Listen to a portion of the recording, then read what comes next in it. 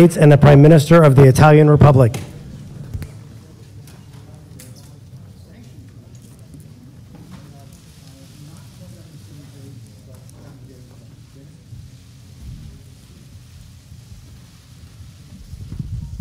Thank you very much. Thank you.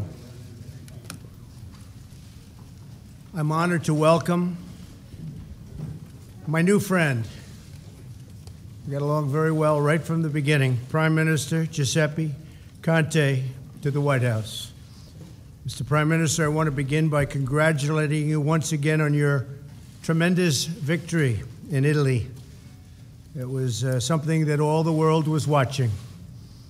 And it excited the people all across Italy, and I can tell you, all across the United States as well. Congratulations. In your election, the Italian nation has reaffirmed the great traditions of sovereignty, law, and accountability that stretch all the way back to ancient Rome. This proud heritage sustains our civilization and must be always defended. Today, Prime Minister Conte and I are pleased to announce a new strategic dialogue between Italy and the United States that will enhance cooperation on a range of issues. This includes joint security efforts in the Mediterranean, where we recognize Italy's leadership role in the stabilization of Libya and North Africa. They've been terrific. Both the Prime Minister and I are focused on the urgent need to protect our nations from terrorism and uncontrolled migration. Our countries have learned through hard experience that border security is national security. They are one and the same. Like the United States, Italy is currently under enormous strain as a result of illegal immigration, and they fought it hard. And the Prime Minister, frankly, is with us today because of illegal immigration. Italy got tired of it. They didn't want it any longer. The people of Italy have borne a great part of the burden for Europe through the course of the migration crisis. I applaud the Prime Minister for his bold leadership, truly bold, and I hope more leaders will follow this example, including leaders in Europe. The Prime Minister and I are united in our conviction that strong nations must have strong borders. We have a solemn obligation to protect our citizens and their quality of life. My administration is working hard to pass border security legislation, improve vetting, and establish a merit-based immigration system, which the United States needs very, very importantly, very badly. As far as the border is concerned, and personally, if we don't get border security, after many, many years of talk within the United States, I would have no problem doing a shutdown.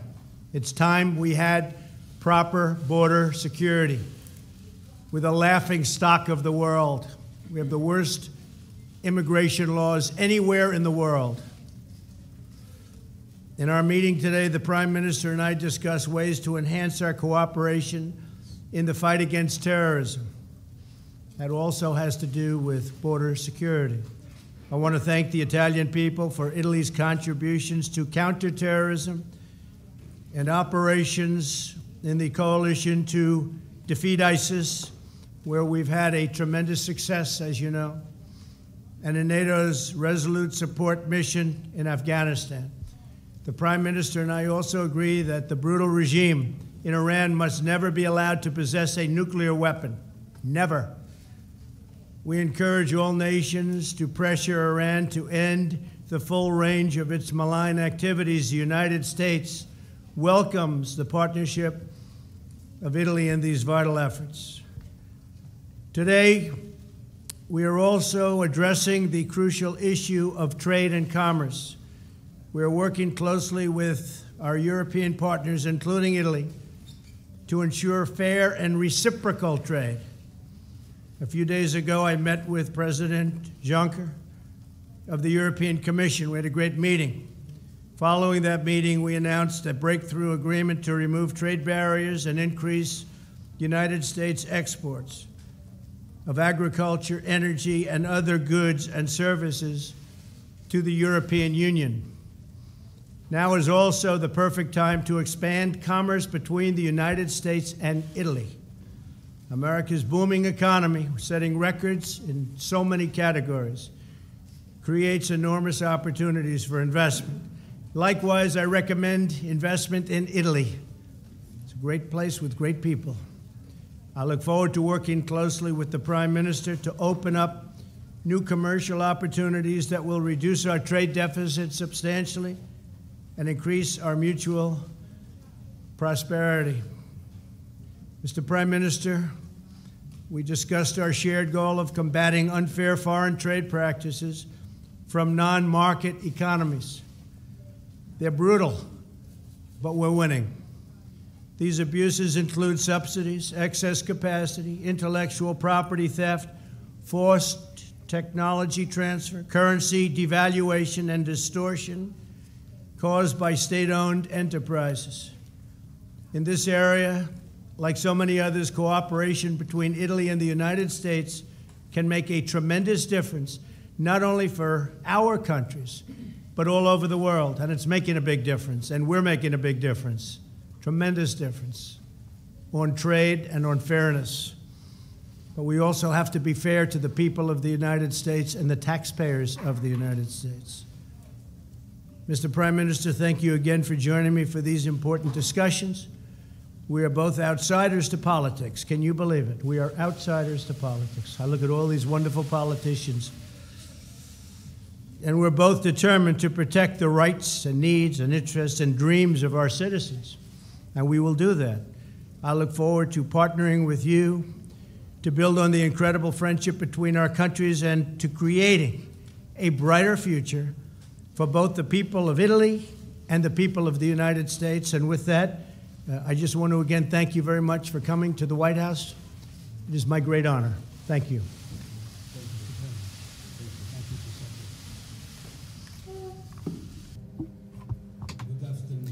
Buon pomeriggio a tutti. Thank you, President Trump, for this kind invitation, for this warm hospitality, only 2 months after the formation of my government. I take it as a sign of the special attention to Italy and to me as well.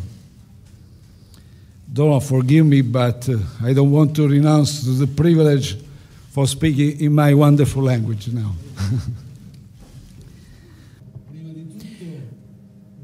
Before all, I would like to remember with solidarity to all the families and all the members of the families, to the victims of the fires that took place recently in California. I'd also like to say a very, very affectionate hello to all the friends from Niaf.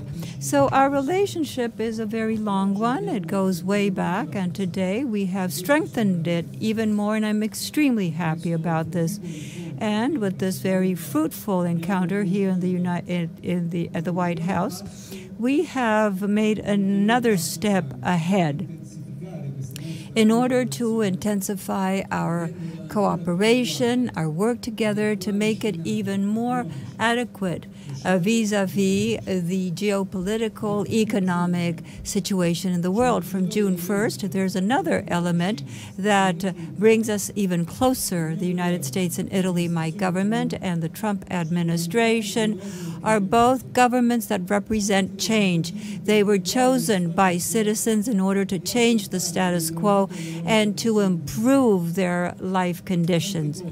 There's so many things that bring us together, that unify us in Italy as in the United States. We are doing what we had promised during our electoral campaign, and we are working in order to give answers to the expectations of our citizens so that we won't disappoint them and we don't betray our mandate. In Italy, in the United States, we are proving that change is possible. Donald and I have concentrated on a number of topics, and we both have agreed upon and reached the following results. which in part were already mentioned.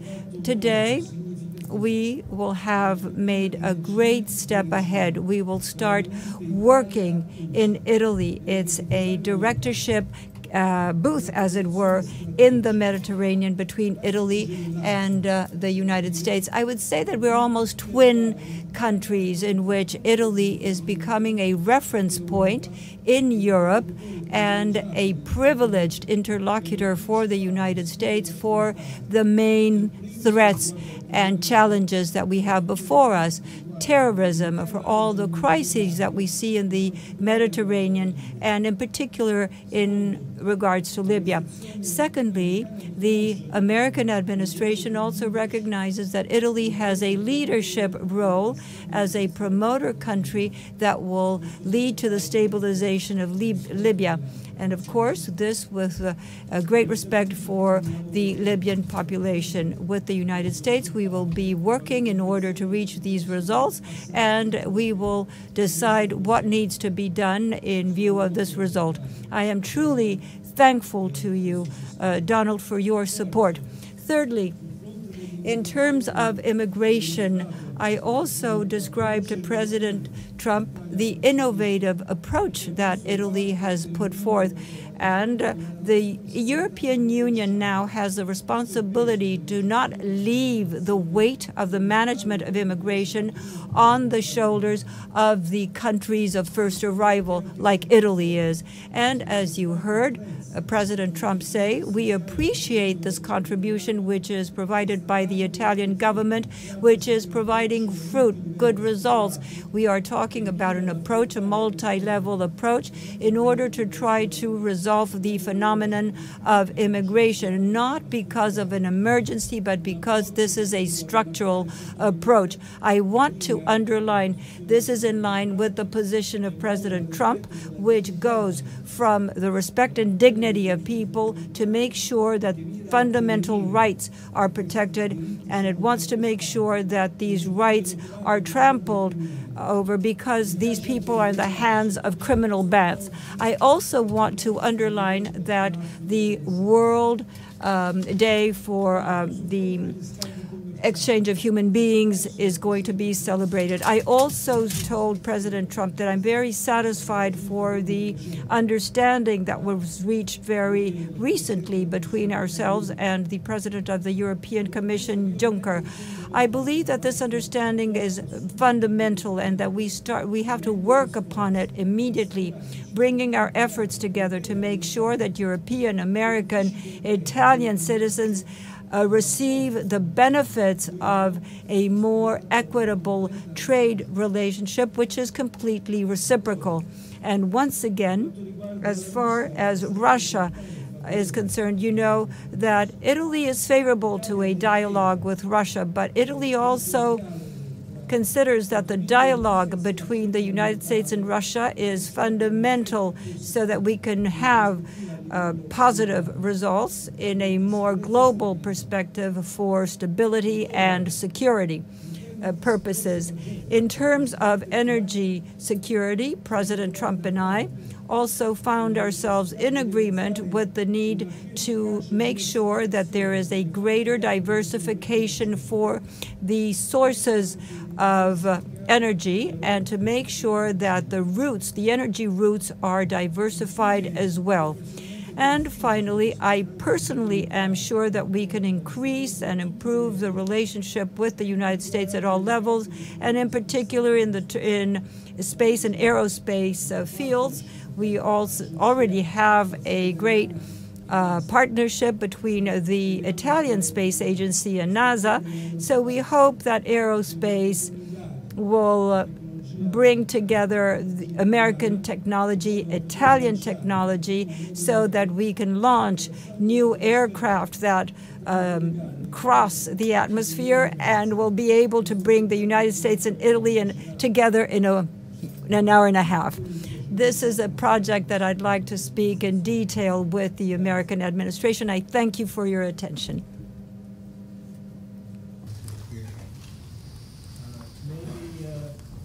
Sager, please. Sager and Jetty. Thank you. Daily Caller. Thank you, Mr. President. To follow up on what you were saying about the shutdown, sir, are you saying that you would be willing to shut the government down in September if it does not fully fund $25 billion worth of your border wall and also deliver all of the immigration priorities that you listed in your tweet? Or are you leaving some room for negotiation there? I'll always leave room for negotiation, but this has been many years. This isn't just Trump administration. We're new. There's been many years, even decades. We have immigration laws, we have border security, we have all sorts of things going on that are, it's disgraceful. We are doing a phenomenal job. We're setting records, but we have laws that don't work. So we're working around those laws, and it's unfortunate. I have to take my hat off to the Border Patrols, for the law enforcement, to ICE, which really has been maligned by the Democrats, the job they do. They go into these MS-13 nests, nests of bad people, killers in many cases. And they go in there fearless, and they do an incredible job, and they get them out. They either go to jail or they get out of the country. So I want to just take my hat off to ICE and the brave people that have really been maligned by the Democrats. We need border security. Without a border, as this gentleman can tell you also, because the Prime Minister really was a very big factor in his win and other people's win in Italy. But it was a big factor in my win. We need border security. Border security includes the wall, but it includes many other things. We have to end the lottery. We have to end the chain. The chain is like a disaster. You bring one person in and you end up with 32 people. We have to end these horrible catch and release principles where you catch somebody, you take their name and you release them. You don't even know who they are. And then they're supposed to come back to a court case where they want us to hire thousands of judges. The whole thing is ridiculous.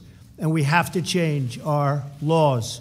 And we do that through Congress. So I would certainly be willing to close it down, to get it done. As you know, we are already approving things in various bills, including we're going to be taking care of the military. We always put the military and law enforcement very high. But I would be certainly willing to consider a shutdown if we don't get proper border security. Thank you. Please. Sir, just to follow up on that quickly, is the $25 billion a red line for you? I have no red line, unlike President Obama. I just want great border security. Okay? Yeah. Mr. Prime Minister, here in the United States, amongst our commentariat, there was a consensus that the President's appearance at the G7 and NATO damaged our relationship with those institutions. As a member of both of those institutions, what is your assessment of the President's appearance at both?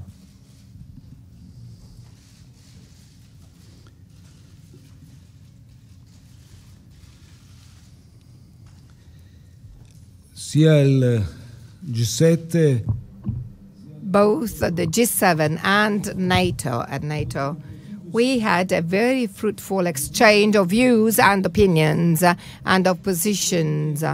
I think that all the positions and stances which are expressed with clarity and provide a contribution also to review well-established positions are more than welcome. There is a fruitful exchange. We had a fruitful exchange both at the G7 summit and at NATO summit in different frameworks. We, for instance, in the framework of G7 summit, we agreed on the need for reforming the WTO, the system of the WTO. It's a year-old system which considered China as an emerging country. You can understand that applying those same rules after years with the privileges granted to an emerging country clearly means having a system which is not well functioning and not well rational. At NATO, there was also a clear stance taken by President Trump, which I personally share fairly. He expressed a position and the need to rebalance the expenditure which is borne traditionally by the United States, which is very disproportionate. These are absolutely reasonable positions and stances, and I personally take them into great account, and I will be personally the carrier of the message, and I'll try and make the others understand these positions as well. We must negotiate with the United States to find the balance in the interest of Italian citizens, American citizens, and European citizens. Also, I'd just add to that, but I do want to thank you for what you just said, because it's been very unfair to the United States. We had a very good G7 meeting. That's where Giuseppe and I became friends. I think we were probably more closely aligned than anybody else in the room. But it was a great meeting. In every respect, I would say it was very good. And NATO in particular. I went to NATO, and NATO was essentially going out of business because people weren't paying, and it was going down, down, down. You just have to look at the line. I came along last year, and in a fairly nice tone, I said, you got to pay. And they paid $44 billion more. And this year, I said it in a little bit stronger tone. And they're paying hundreds of billions of dollars more over the years. And NATO will be strong again. And if you speak to Secretary General Stoltenberg, I think he's the biggest fan of Trump, because he said we couldn't collect money until President Trump came along. And he said last year we collected $44 billion, and this year the money is pouring in. But it's like the Prime Minister said, we really talk about imbalance. We were treated very unfairly. The United States was treated very, very unfairly, because we're shouldering anywhere from 70 to 90% of the cost of NATO. That's not fair. It's not fair, especially when you take Germany, and Germany's paying 1%, a little more than 1%, and they're buying and paying tremendous amounts of money to Russia. So we're supposed to protect countries from Russia, but they're paying Russia billions and billions of dollars for the energy. Not good, not a good situation, and I let it be known. So the bottom line is the NATO countries are now paying a lot more money, and NATO's become a lot stronger because of it. And I appreciate your answer. Thank you. Please. Posso aggiungere, scusami.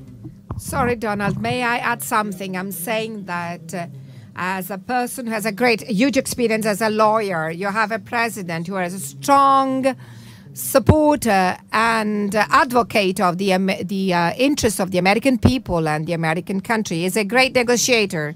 And I'm told there is Maria Luisa Rossi Hawkins from Mediaset Group who wants to ask a question. The question must be asked.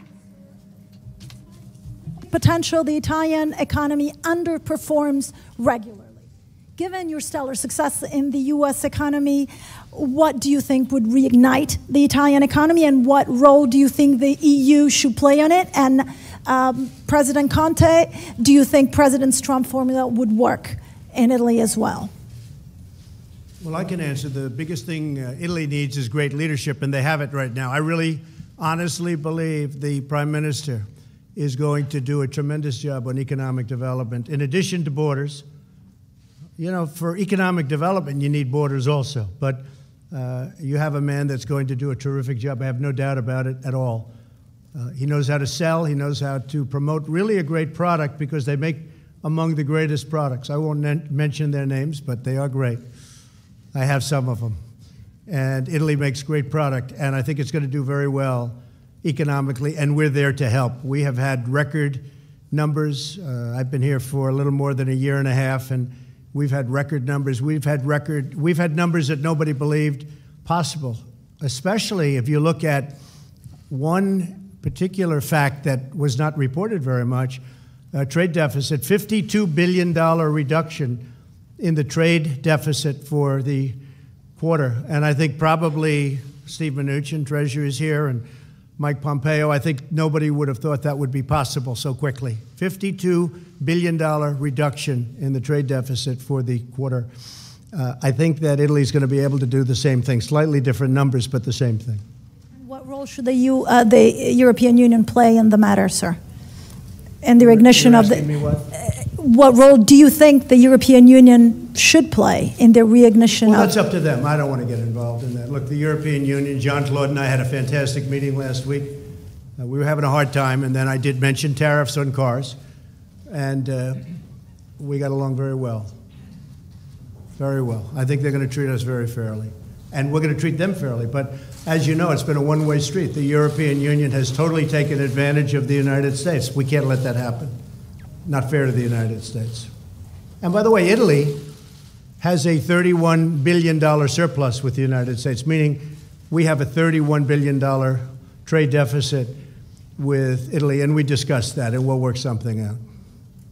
We're going to work something out, okay? Thank you. Quanto a me, as far as I'm concerned, I'm very envious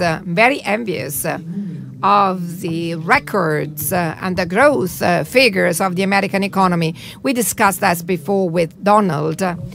Somehow these are systems which cannot be compared because they are magnitudes, orders of magnitudes which are very different, but at the same time envious but ambitious at the same time. As government leader, I'm ambitious for my economy to do a lot, much more than what was done in the past. We are preparing a series of structural reforms which we will be submitting to the attention of our European partners too. I do not want the tax reform to be set aside. It was a leverage in this country for economic growth, and generally it represents, if well constructed, it represents a leverage for economic growth by working also on streamlining and simplifying red tape, administration, regulations. So we are trying to eliminate corruption pockets. We are trying to speed up the civil trials, the procedures, the proceedings. They are all sectors together with the citizenship income, which will support those people who lose a job to find a new one. These are all the reforms that we consider to be a positive element to represent an economic leverage for our country, which can then try and reach the growth. I do think this, one of the biggest things that we've done, obviously the massive tax cuts, but maybe equal to, would be the tremendous cuts in regulation. And I know Italy well, and they have a lot of regulation. And I have no doubt that the Prime Minister, Giuseppe, will be working very hard on that. But I think, Giuseppe, I can say from our standpoint, one of the most important things we did was cutting massively these horrible regulations. And I believe so strongly in the environment. I want the cleanest air, the cleanest water, the cleanest everything, the best everything. But you had 10 regulations for every point in some cases. It was ridiculous. It would take many years to get a highway or a road approved. We have that way down. We have it down to 2 years, and it'll hopefully be down to 1. And it may get rejected, but at least it's going to go quickly. So we want regulation, but it's got to be cut to a minimum and do the trick. And I think that Italy will follow suit. I know they've looked at it very strongly, and they're going to follow suit. Okay, thank you. Thank you very much. Roberta Rampton of Reuters, please. Roberta. Hello, Roberta. Thank you, Mr. President. You spoke a bit about Iran today and your discussions, and I'm wondering if you could tell us what you think Iran needs to do to reduce some of the tensions. And you've met with the leaders of North Korea and Russia.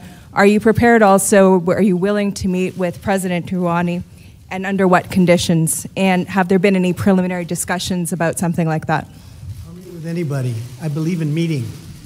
The Prime Minister said it better than anybody can say it. Speaking to other people, especially when you're talking about potentials of war and death and famine and lots of other things, you meet. There's nothing wrong with meeting. We met, as you know, with Chairman Kim, and you haven't had a missile fired off in 9 months. We got our prisoners back. So many things have happened so positive. But meeting with people, I had a great meeting, in my opinion. Of course, the fake news didn't cover it that way, but I had a great meeting with President Putin of Russia. I think it was a great meeting in terms of the future, in terms of safety and economic development and protecting Israel and protecting everybody. I thought it was a great meeting. Great meeting with NATO. I just explained NATO. Hundreds of billions of dollars more money will be paid into NATO, the coffers of NATO. And much already has. So I believe in meeting. I would certainly meet with Iran if they wanted to meet. I don't know that they're ready yet. They're having a hard time right now. But I ended the Iran deal. It was a ridiculous deal.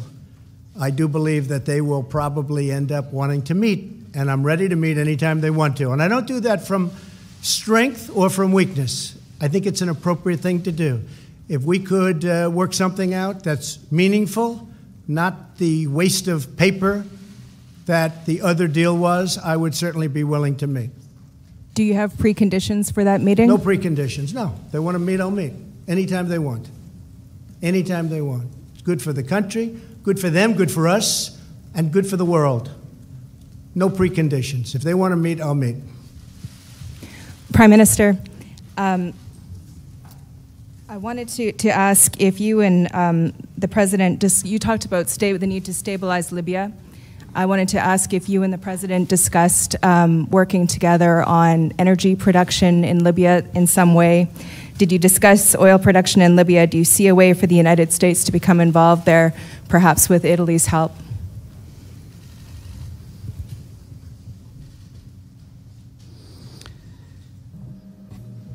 We discussed the problem of stabilizing Libya and obviously of the security to be guaranteed for the whole of the Mediterranean area. You see, it's not only a problem of the migration routes. Many of the migration routes from African countries concentrate in the Libyan area, but it's also a problem of security in general. Because, for instance, through the migration routes, foreign fighters might reach the European territory, agents who could carry the terrorist threat. We didn't discuss in details other problems. Certainly, it is our intention to respect the Libyan population. We are not driven by economic interests. We are not driven by the problem of energy supply.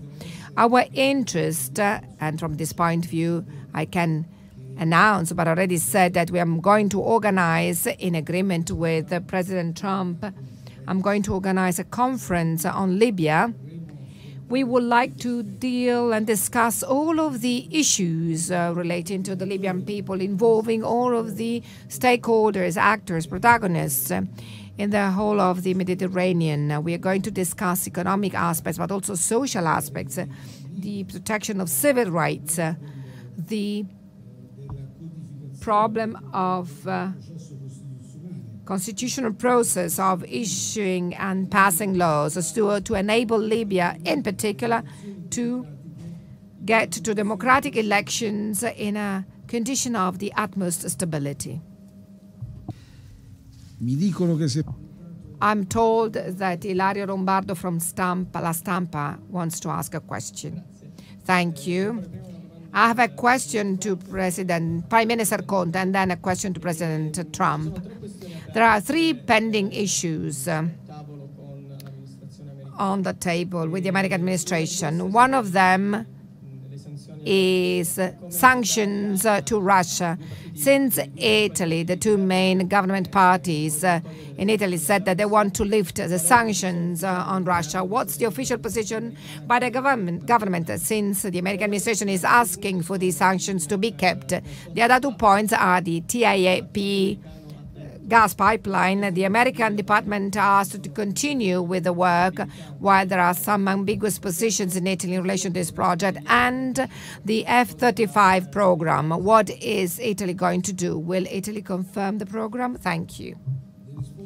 I'm going to answer in relation to sanctions on Russia. I'm going to repeat what I said before because I've already taken a stance in all of the international summits. I'm going to be boring, but this confirms that the position of the Italian government is not changing in this respect.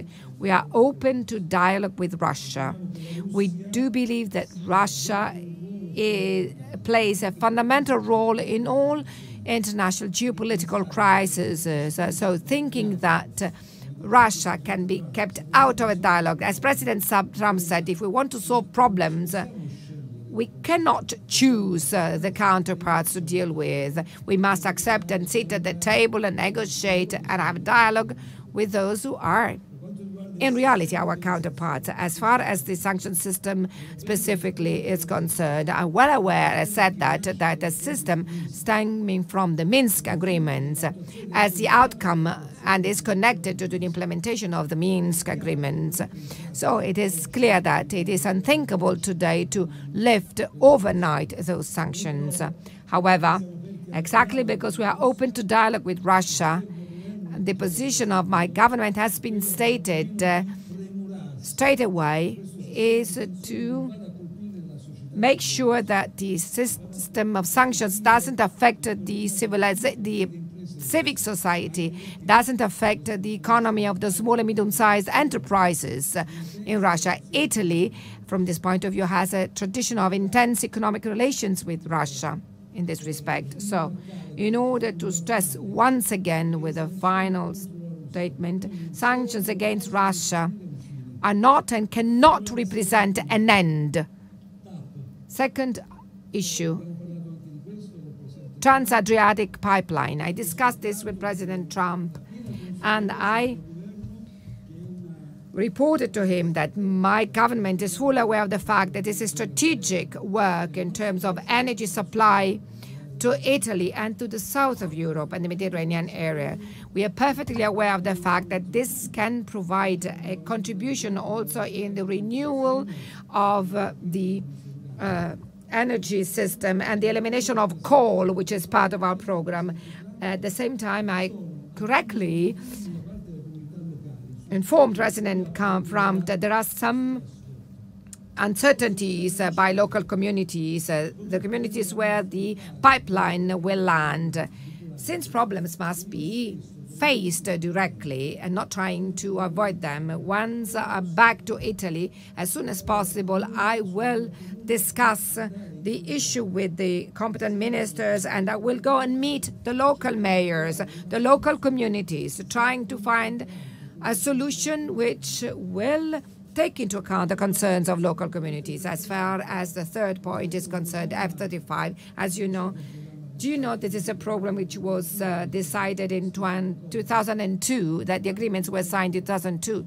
So it's a pretty big period of time in terms of talking about needs for defense and security. As a government, we are responsibly evaluating this file. As you know, there is already a process of orders being issued, which is taking place, and these orders are issued much earlier because the work is very complex. So we will continue to follow this file and we'll make all the necessary choices in a very cautious way in view of the needs of defense and security, being fully transparent with our partner, the Trump administration.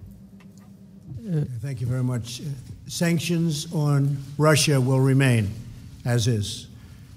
As far as a pipeline is concerned, I'd like to see a competing pipeline. So, Mr. Prime Minister, I hope you're going to be able to do that competing pipeline. And we are already talking to the European Union about building anywhere from 9 to 11 ports, which they will pay for, so that we can ship our LNG over to various parts of Europe, and that will be more competition. But the sanctions on Russia will remain as is. Okay, thank you very much, everybody. Thank you. Thank you. Thank you. Thank you very much.